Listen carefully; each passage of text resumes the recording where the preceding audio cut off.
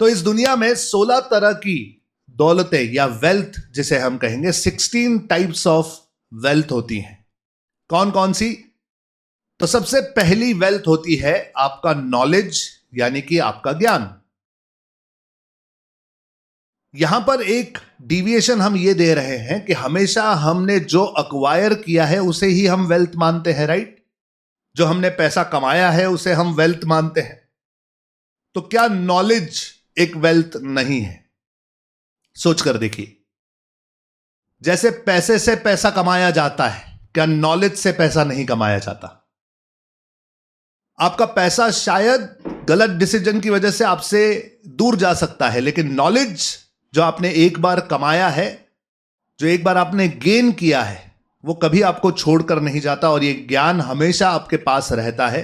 इसीलिए इसे मैंने नंबर 1 पे रखा है कि the first type of wealth you have is knowledge. जितना ज्यादा नॉलेज आपके पास होगा उतना ही ज्यादा पैसा और अदर फॉर्म्स ऑफ वेल्थ आप कमा सकते हो। मेरी पर्सनल लाइफ में मैंने 20 साल हो गए थे पढ़ाई छोड़े हुए, और उसके बाद जब डिजिटल मार्केटिंग का नॉलेज इकट्ठा करना शुरू किया और उस नॉलेज को अप्लाई करना शुरू किया, तो मेरे लिए इनकम की नई नई सोर्सेस क्रिएट हो गई एंड इट रिजल्टेड कि मैंने कई सारे प्रकार की वेल्थ अक्यूमुलेट की। नॉलेज, ज्ञान, ये एक वेल्थ है जो आपको बढ़ानी चाहिए। कैसे बढ़ाओगे? एज सिंपल एज एक किताब पढ़ के।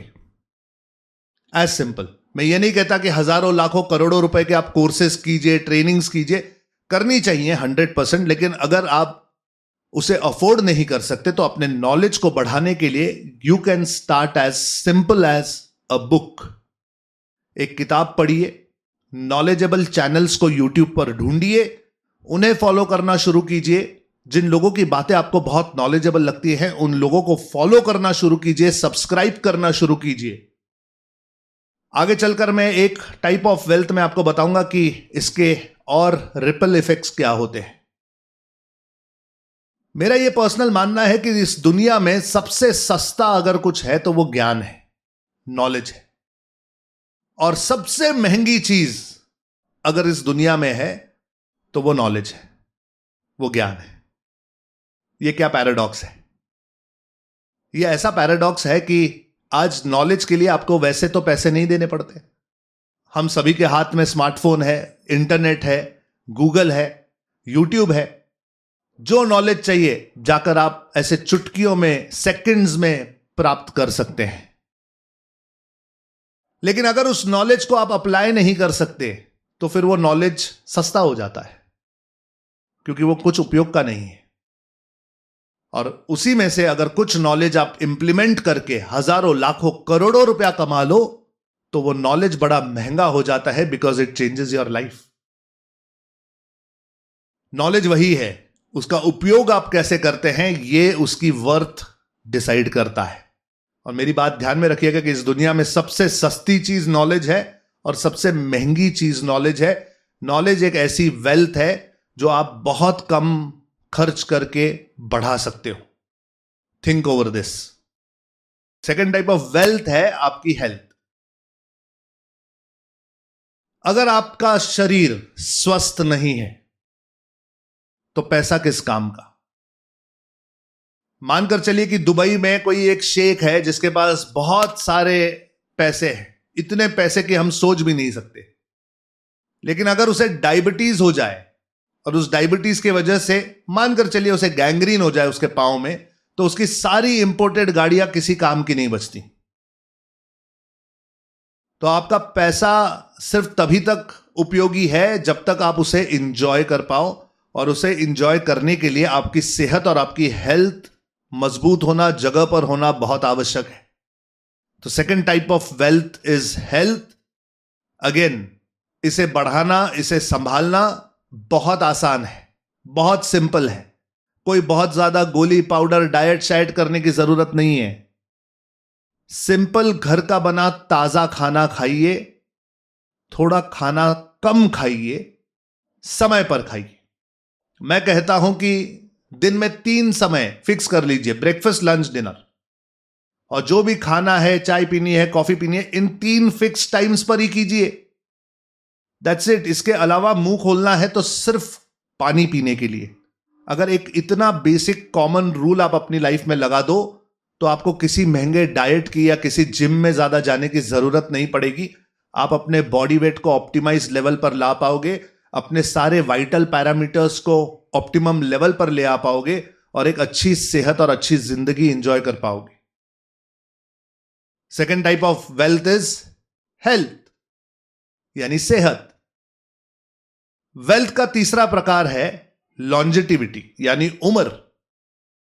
बड़ा ही इंटरेस्टिंग कॉन्सेप्ट था।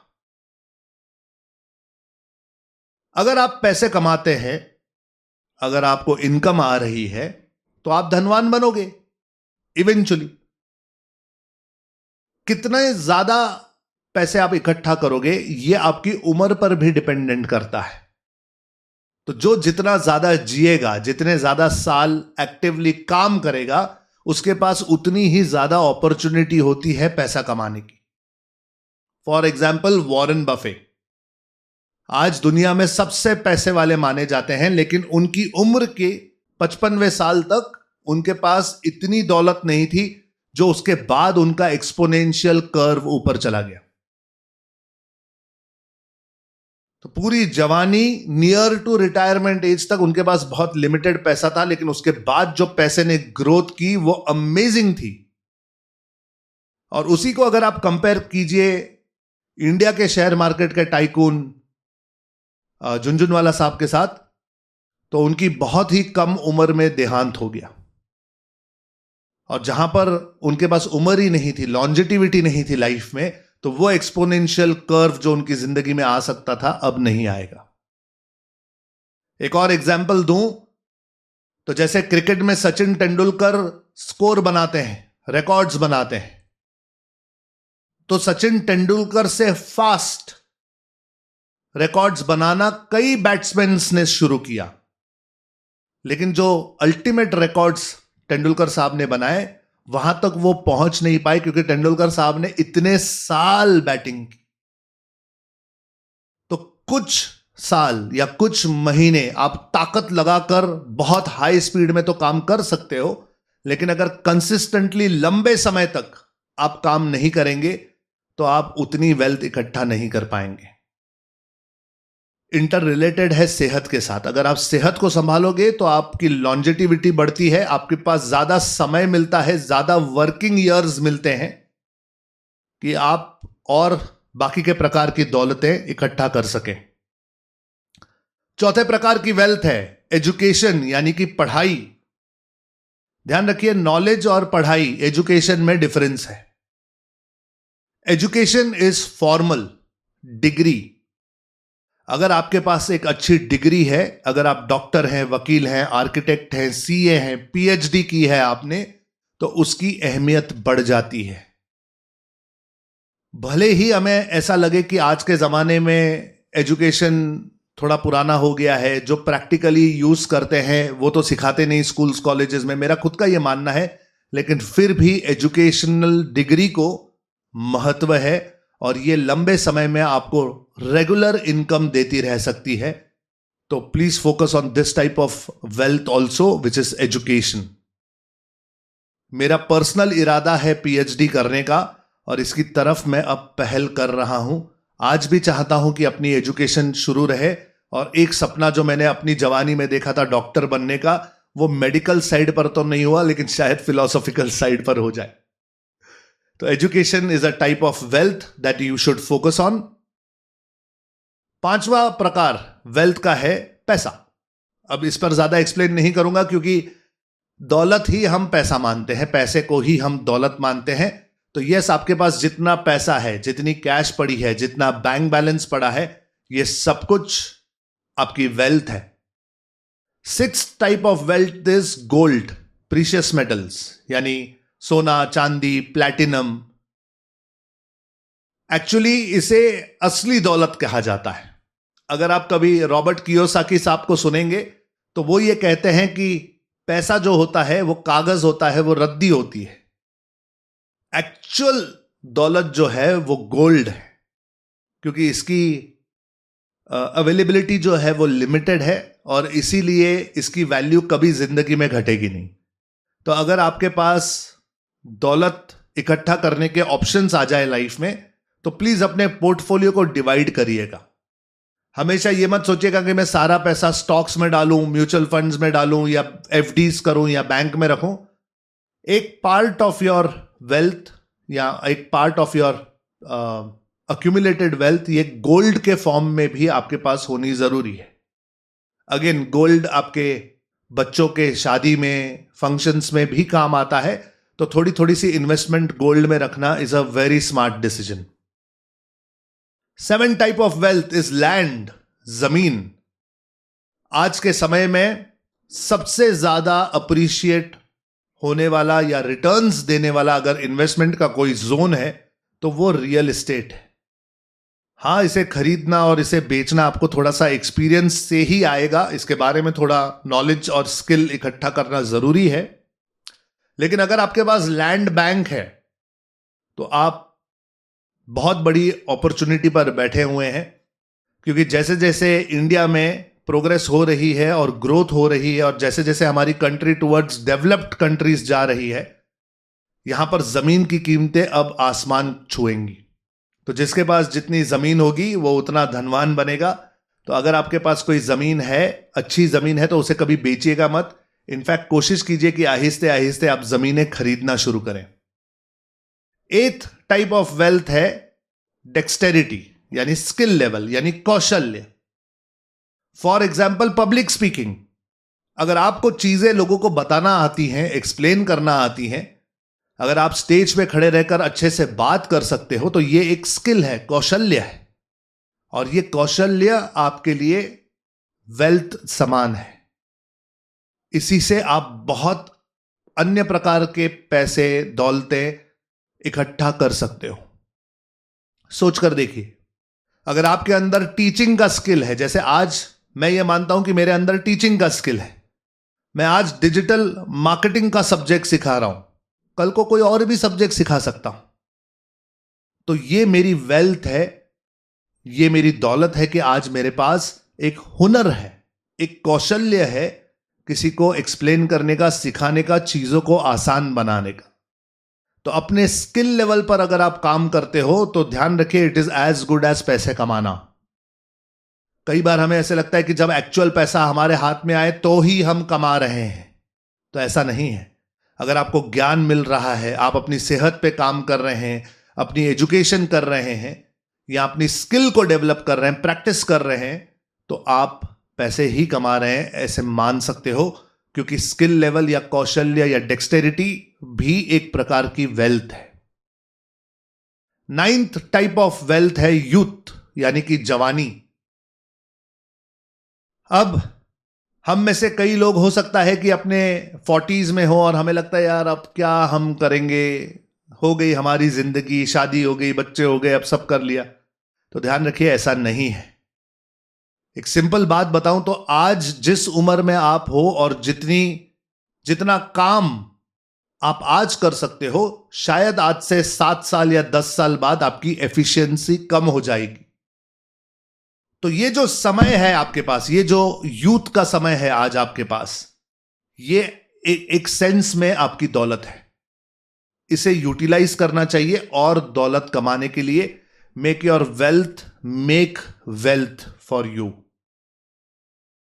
10वां प्रकार वेल्थ का है वैलर, करेज, हिम्मत।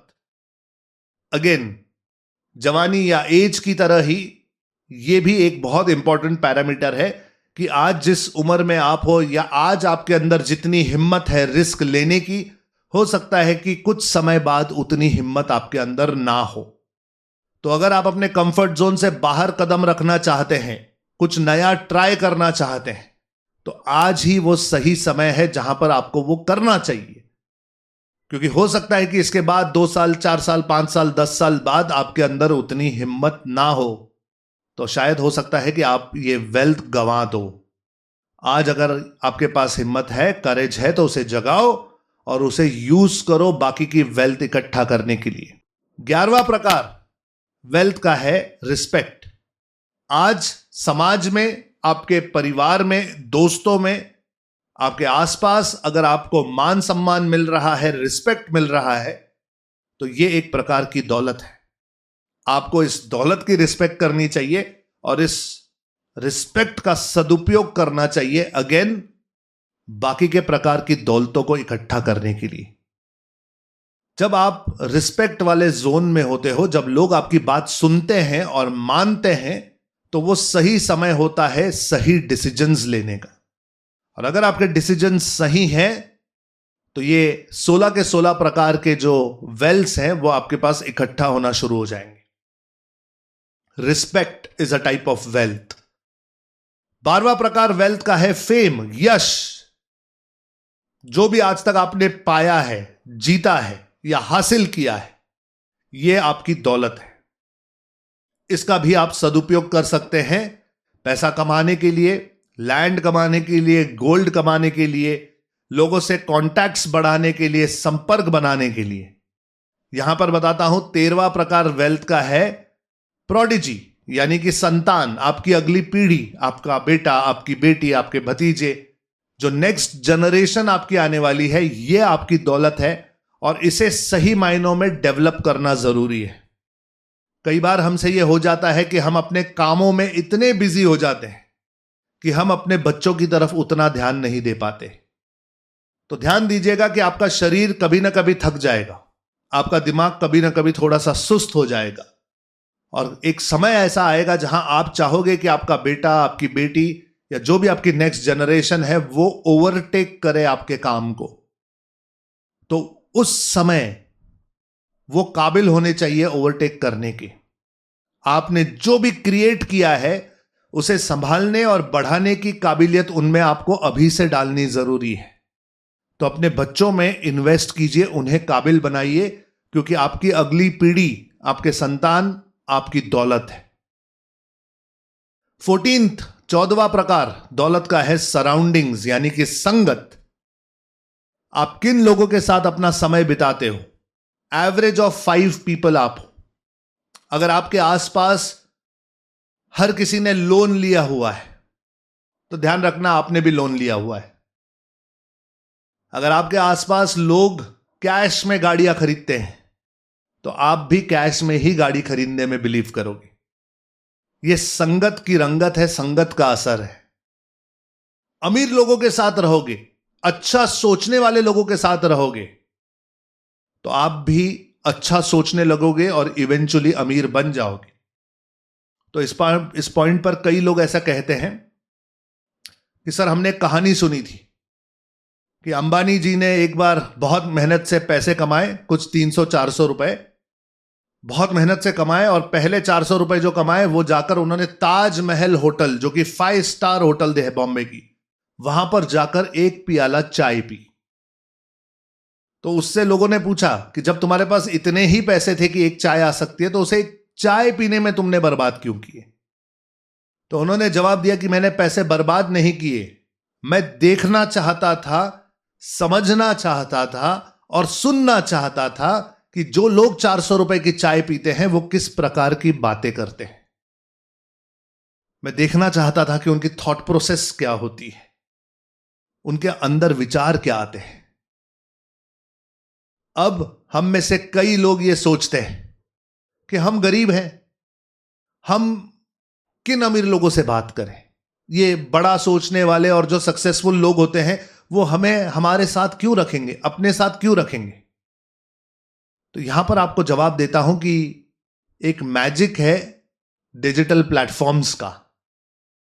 यह बिल्कुल जरूरी नहीं है कि आप अपने फिजिकल दोस्तों से ही प्रभावित होते हैं।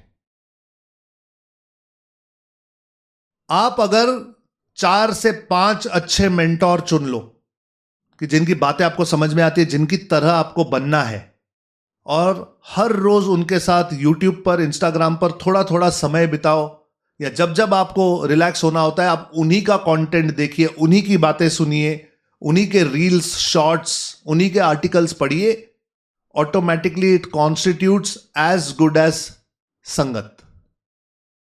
तो अगर आप संदीप महेश्वरी के साथ समय बिता रहे हैं, विवेक बिंद्रा जी के साथ समय बिता रहे हैं, गैरी वैनरचक के साथ समय बिता रहे हैं, मेरे साथ समय बिता रहे हैं, या ऐसे कुछ अच्छे सोच वाले लोगों के साथ आप समय बिता रहे हैं, तो ऑटोमेटिकली आपकी सोच भी उसी तरीके से डेवलप होने लगेगी। और ये एक गोल्डन अपॉर्चुनिटी आज हर व्यक्ति के पास उपलब्ध है कि वो मनचाहा मेंटोर चुन सकता है और उसके साथ समय बिता सकता है। एंड ट्रस्ट मी, इसका असर उतना ही होगा कि जितना फिजिकली आप उन व्यक्तियों के साथ समय बिताओगे। तो इनफैक्ट मुझे ऐसे लगता है कि उनके कंटेंट के साथ समय बिताने में ज्यादा फायदा होता है, क्योंकि सिर्फ उन मेंटोर्स की भी अच्छाइयां ही आप उठा रहे हो, उनके ऐब आपके सामने आते ही नहीं कभी। इन अ वे इट्स अ ब्लेसिंग। 15वां प्रकार वेल्थ का है परसिवियरेंस, यानी कंसिस्टेंसी, दृढ़ता।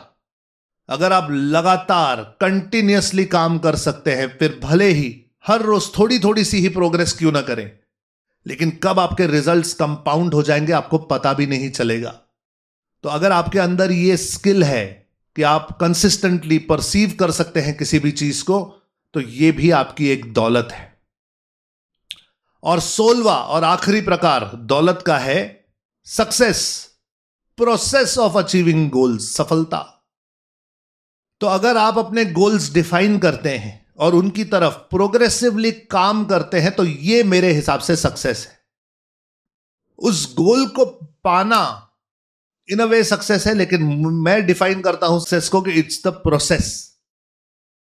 तो अगर आपको आपके अंदर ये आदत है या ये क्राइटेरिया है आपके दिमाग में कि आप हमेशा गोल सेट करते हो और उसकी तरफ काम करते हो, तो आप सक्सेसफुल हो।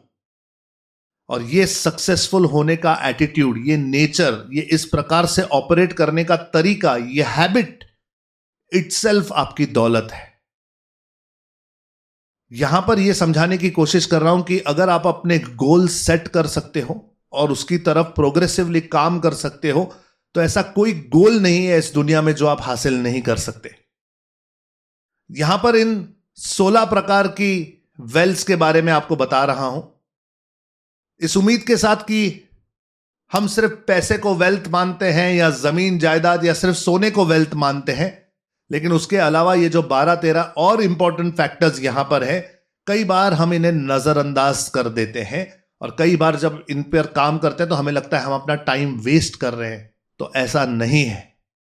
ये सारे प्रकार, भले ही वो आपका नॉलेज गेनिंग हो, एजुकेशन हो, स्किल हो, रिस्पेक्ट हो, फेम हो, आपकी सराउंडिंग्स हो, आपकी कंसिस्टेंसी हो, अगर आप इनमें से किसी भी फैक्टर पर काम कर रहे हैं तो आप अपनी वेल्थ इकट्ठा करने पर ही काम कर रहे हो। It is as good as that.